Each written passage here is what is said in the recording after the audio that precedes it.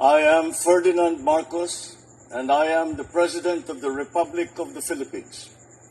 I stand today on behalf of 110 million Filipinos. Hello people and hello universe, it's me again.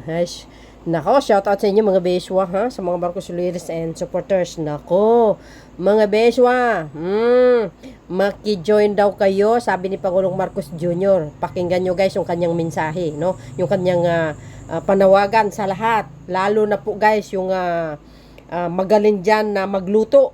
Nako, magandang competition ito. Ito po ay gagawin ito guys sa araw ng kagitingan, kalayaan, ano? Yes, sa Independence Day, this coming June 12. Nako. Yung mga magagaling dyan na magluto, kusina warrior, nako, sumugod na kayo, sumali na mga beswa. May premyo yan guys. Alam nyo naman si Pangulong Marcos Jr. Hindi nagpa-premyo ng 1,000 yan. And of course guys, yung matapang, yung tinatawag nilang yung sinasabi nilang atapang tao, kumain ng sili, competition mga kababayan. Sinong pinakamatapang diyan? Go na, magpalista na. Makilahok kayo mga bes, sa diyan sa Lunita yan, mga besyo. Nako, maganda ito mga kababayan, at ihanda nyo guys yung dapat nyong i-abel dahil ito kasama ang Service Super, ang bagong Pilipinas. Agahan nyo para ma-abel nyo yung dapat nyong ma-abel. Libre to, walang bayad. May concert pa. Kaya mga kababayan, panoorin nyo po yung sinabi ni Pangulong Marcos Jr. Maganda ito.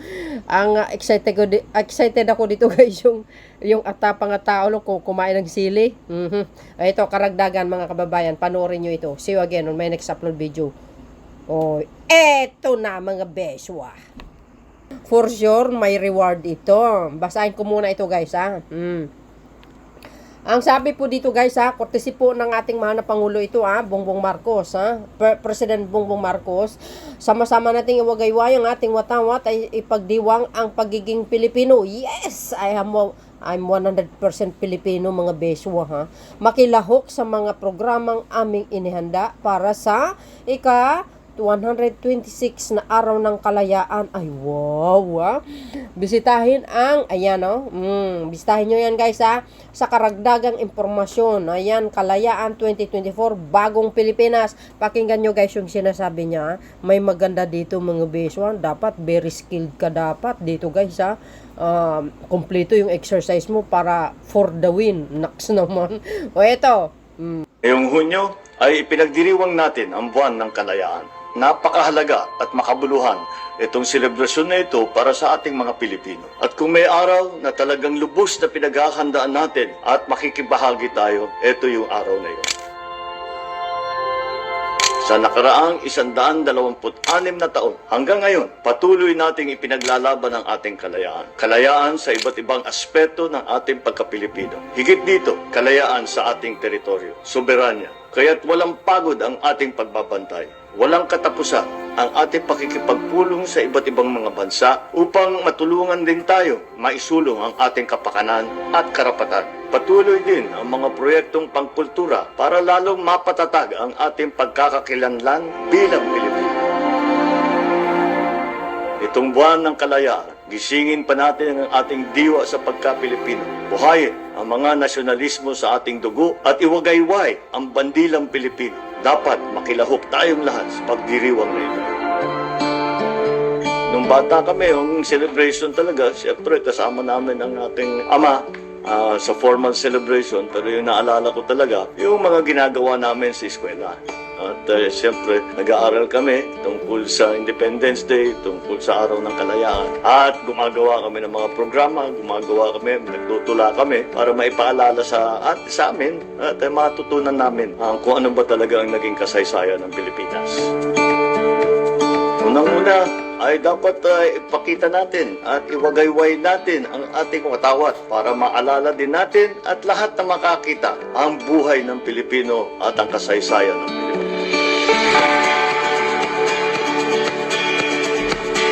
Marami kaming inihanda para sa inyo. Mula sa ikasampu ng Hunyo ay simula na po ang ating selebrasyon sa Quirino Grandstand at Burnham Green ay magkakaroon ng iba't ibang atraksyon. Meron tayong cooking competition para sa ating mga national dishes na tanyag na sa buong mundo. Meron tayong obstacle course race para sa mga athletic at pakikisig.